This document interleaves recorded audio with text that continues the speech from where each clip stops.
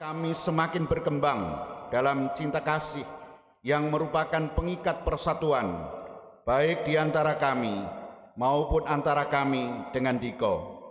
Bapa yang Maha Kasih, bersama Ima kami mengucap syukur atas hari ulang tahunnya ke-27.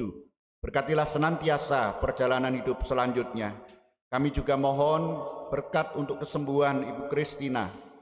Kami juga mohon berkat-Mu untuk anak-anak kami yang akan menerima komuni pertama dan para orang tuanya.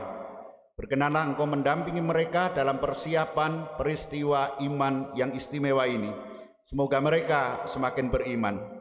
Kami juga berdoa untuk Bapak Cesanius, Tri Rahardi, dan Ibu Veronica yang sudah Kau panggil. Terimalah mereka dalam keabadian setelah membersihkan jiwa mereka dari segala dosa. Demi Yesus Kristus Putra-Mu, Tuhan dan pengantara kami, yang hidup dan berkuasa bersama Bapa dan Roh Kudus, Allah sepanjang segala masa. Amin. Kita mendengarkan sabda Tuhan.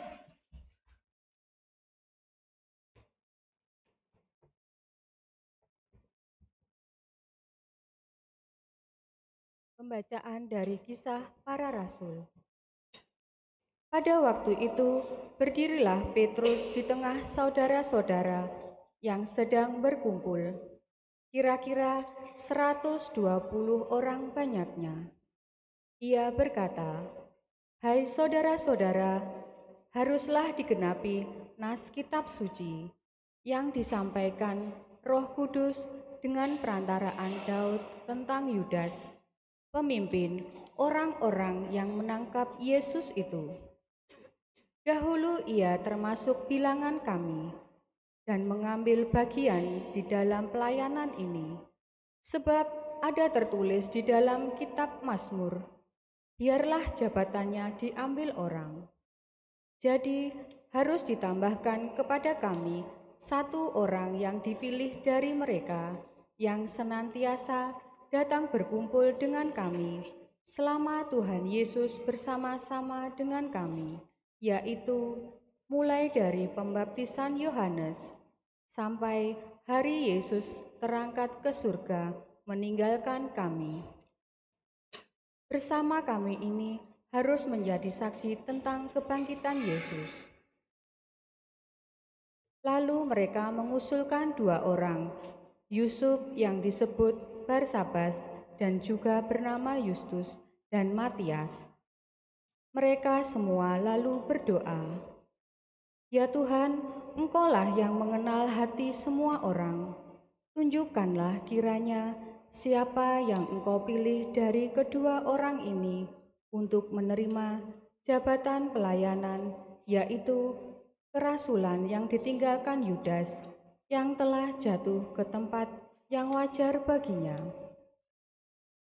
Lalu mereka membuang undi bagi kedua orang itu, dan yang kena undi adalah Matias. Dengan demikian, Matias ditambahkan kepada bilangan ke-11 rasul. Demikianlah sabda Tuhan.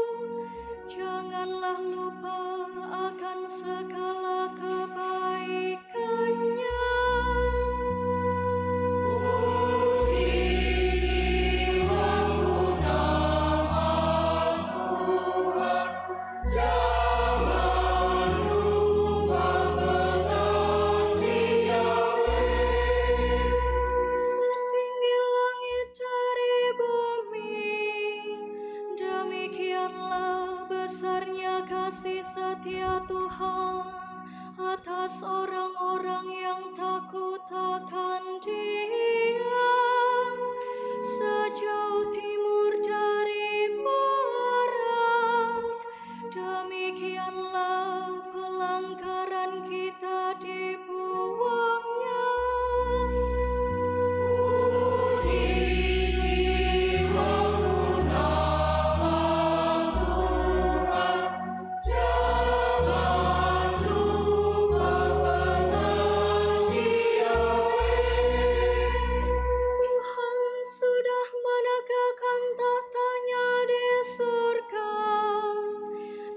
Kerajaannya berkuasa atas segala sesuatu. Pujilah Tuhan, hai malaikat-malaikatnya. Agungkanlah Dia, hai pahlawan-pahlawan perkasa yang melaksanakan firman-Nya.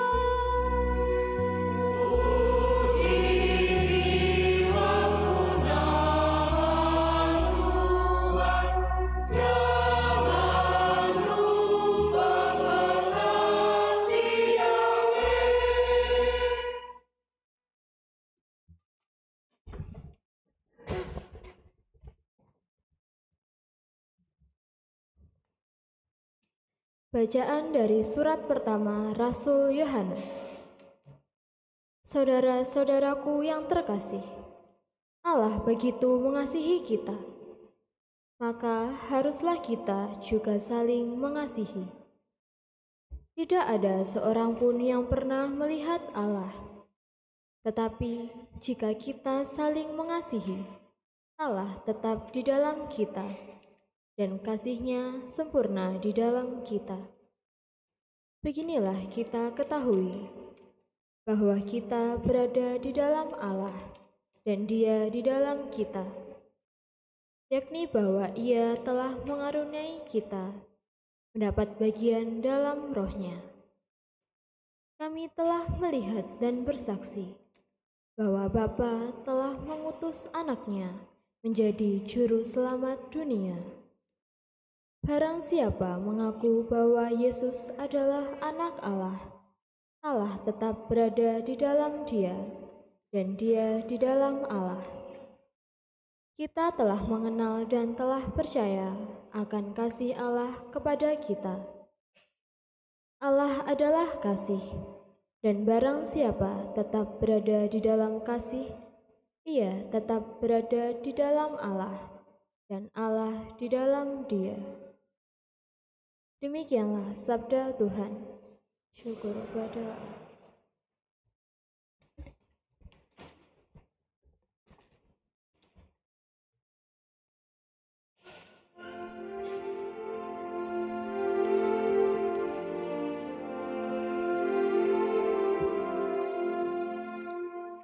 Haleluya, haleluya, haleluya, Haleluya,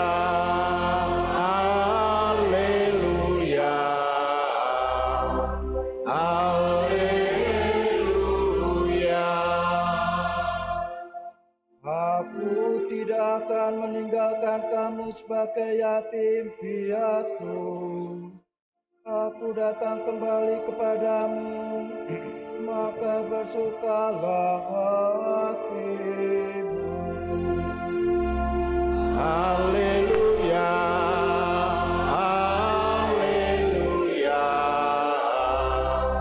haleluya. Tuhan bersamamu dan bersama roh. Inilah Injil Yesus Kristus menurut Yohanes. Dimuliakanlah. Dalam perjamuan malam terakhir, Yesus menengadah ke langit dan berdoa bagi semua murid-Nya. Ya Bapa yang kudus, peliharalah mereka dalam nama-Mu, yaitu nama-Mu yang telah Engkau berikan kepadaku, supaya mereka menjadi satu sama seperti kita. Selama aku bersama-sama mereka, aku memelihara mereka dalam nama-Mu yang telah Engkau berikan kepadaku. Aku telah menjaga mereka, dan tidak ada seorang pun dari mereka yang binasa, selain Dia yang telah ditentukan untuk binasa, supaya digenapi yang tertulis dalam kitab suci. Tetapi sekarang aku datang kepadamu. Aku mengatakan semuanya ini sementara aku masih ada di dalam dunia, supaya penuhlah sukacitaku di dalam diri mereka. Aku telah memberikan firman-Mu kepada mereka, dan dunia membenci mereka, karena mereka bukan dari dunia, sama seperti aku bukan dari dunia. Aku tidak meminta supaya Engkau mengambil mereka dari dunia, tetapi supaya Engkau melindungi mereka dari yang jahat.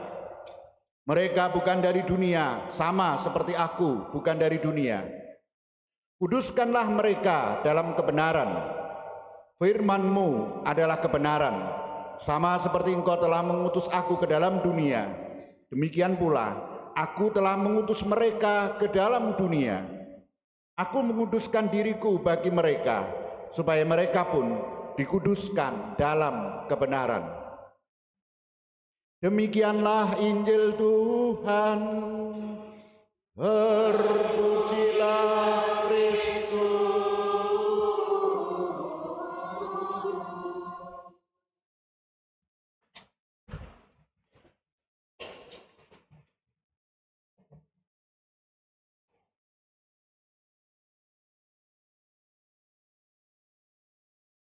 Hari ini kita mendengarkan warta Injil tentang Tuhan Yesus yang berdoa bagi para muridnya.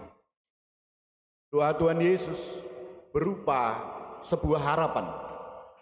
Dan harapan itu lahir dari situasi hidup yang sangat konkret. Bagaimana situasinya? Tuhan Yesus tahu persis bahwa situasi hidup para muridnya sangat sulit. Mereka akan dibenci dan ditolak oleh banyak orang. Karena memang demikianlah Tuhan Yesus sendiri juga ditolak dan dihukum mati di salib.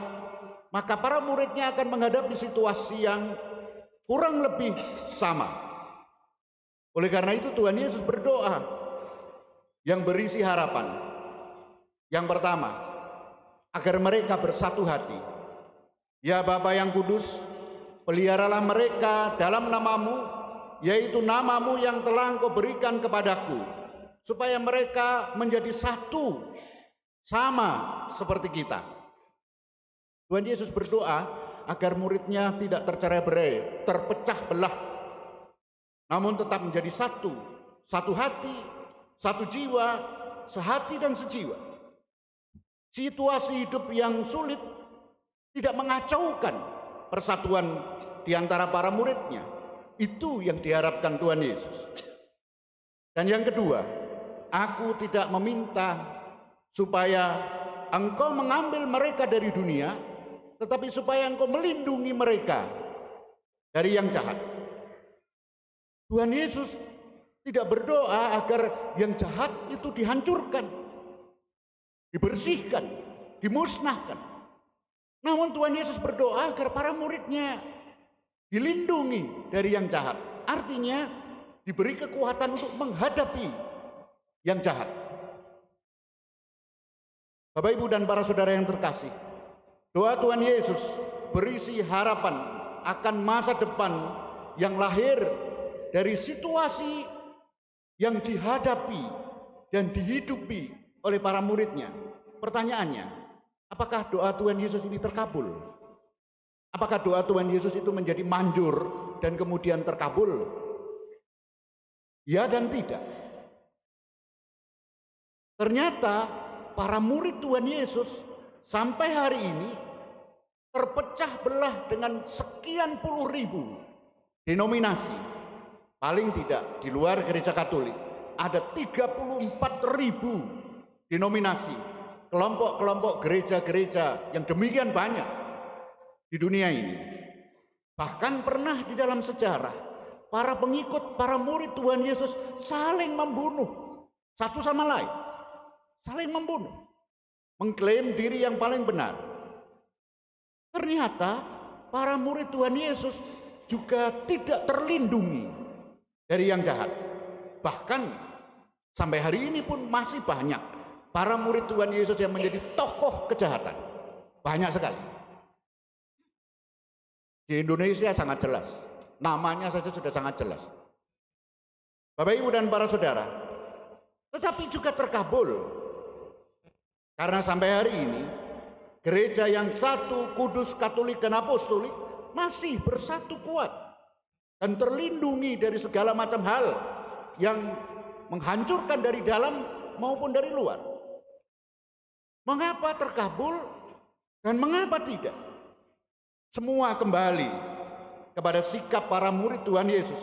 Apakah sungguh memperjuangkan harapan? Harapan Tuhan Yesus yang dinyatakan lewat doanya ini atau tidak? Maka Bapak, Ibu, dan para saudara, jangankan saya dan Bapak, Ibu, doanya Tuhan Yesus saja juga masih dalam proses bagaimana mewujudkannya di dalam hidup. Bacaan kedua membantu saya dan para saudara untuk menemukan makna harapan Tuhan Yesus. Allah begitu mengasihi kita, maka haruslah kita juga saling mengasihi. Tidak ada seorang pun yang pernah melihat Allah. Tetapi jika kita saling mengasihi, Allah tetap di dalam kita dan kasih-Nya sempurna di dalam kita. Allah adalah kasih, dan barang siapa tetap berada di dalam kasih, ia berada di dalam Allah dan Allah di dalam dia. Doa bukanlah kata-kata, apalagi proposal meminta kepada Tuhan Allah. Bukan itu. Namun lebih dari itu, hidup itu sendiri setiap hari adalah doa. Jika saya dan Bapak, Ibu hidup saling mengasihi, Allah diam di dalam diri kita. Apakah Allah hidup di dalam kata-kata yang kita ucapkan di dalam doa? Jika kita misalnya berdoa rosario, Salam Maria mati amin, Salam Maria mati amin, apakah ada Allah? Bapak, Ibu, dan para saudara, apakah Allah hidup di dalam kata-kata yang kita doakan, atau sungguh hidup dalam kehidupan kita setiap hari Allah itu? Dalam bacaan pertama sangat jelas sekali bahwa para rasul, mereka para murid Tuhan Yesus generasi pertama hidup dalam kasih. Mereka berdoa memilih pengganti Yudas. Ada dua calonnya, Barsabas dan Matias. Dua-duanya baik. Setelah diundi, Matias terpilih. Sederhana sekali. Diundi, gak rumit-rumit, gak berbelit, sederhana sekali. Orang yang hidup dalam kasih gampang menyelesaikan masalah. Namun jika memendam ketidaksukaan, iri, dendam, kecewa, sombong, soal yang sederhana jadi sangat rumit. Ini memilih rasul aja diundi, selesai. Kita ini memilih ketua lingkungan, rumitnya setengah mati. Bapak, Ibu, dan para saudara, minggu ini ditetapkan sebagai Minggu Komunikasi Sosial Sedunia yang ke-58. Dalam pesannya, Paus Fransiskus memberikan pesan dengan judul Kecerdasan Artifisial dan Kebijaksanaan Hati menuju komunikasi yang sungguh manusia. Pesan Paus ini menanggapi kemajuan teknologi komunikasi yang sangat pesat dengan lahirnya kecerdasan buatan atau kecerdasan artifisial. Paus mengingatkan, manusia bisa kaya di bidang teknologi, tetapi miskin dalam kemanusiaan. Manusia bisa sangat kaya di bidang teknologi, tetapi miskin dalam kemanusiaan, miskin hati, miskin dalam kemanusiaan, karena manusia kehilangan kasih. Maka komunikasi yang sungguh manusiawi, jika bersumber dan mengalir dari kasih, jika saya dan para saudara saling mengasihi, Allah tetap di dalam kita. Barang siapa tetap berada di dalam kasih, ia tetap berada di dalam Allah, dan Allah di dalam dia. Maka mohon terang Roh Kudus para saudara, selama kita menantikan kedatangan Roh Kudus ini, agar saya dan para saudara dapat mewujudkan harapan Tuhan Yesus dalam doanya. Semoga mereka semua menjadi satu. Oleh karena itu, semoga kita semakin menyadari bahwa doa bukanlah sebatas kata-kata, tetapi hidup yang mengalirkan dan mengkomunikasikan kasih. Tanpa kasih, manusia, saya dan para saudara, kehilangan kemanusiaannya. Tanpa kasih, saya dan para saudara kehilangan harapan. Tanpa kasih, saya dan para saudara kehilangan Allah. Berkat Allah senantiasa menyertai kita semua. Amin. Kita hening sebentar para saudara, kita kembali kepada diri kita masing-masing. Bagaimana selama ini kita berjuang mewujudkan harapan Tuhan Yesus yang diungkapkan dalam doanya. Semoga mereka semua menjadi satu. Benarkah Allah hidup di dalam diri kita?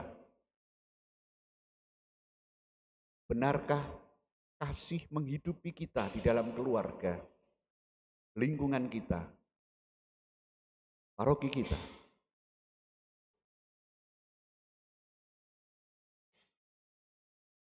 Atau mungkin yang masih menguasai kita bukan Allah, tapi diri kita sendiri yang kecewa, yang iri, yang saling berkompetisi. Bagaimana dengan kita?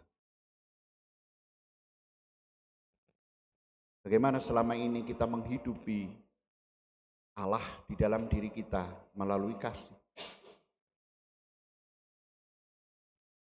Benarkah hidup kita mengalirkan dan mengkomunikasikan kasih Allah sendiri?